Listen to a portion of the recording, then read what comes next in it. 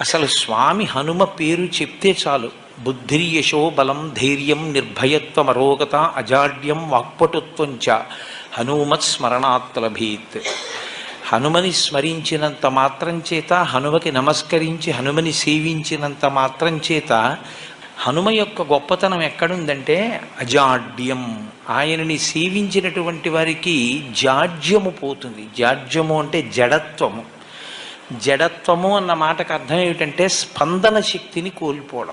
శ్రీరామాయణంలో రామచంద్రమూర్తిగా శ్రీ మహావిష్ణువు వచ్చే ముందే బ్రహ్మదేవుడు అనేక మంది దేవతల్ని శాసించాడు. రావణ సంహారం అంటే అంత తేలికైన విషయం కాదు.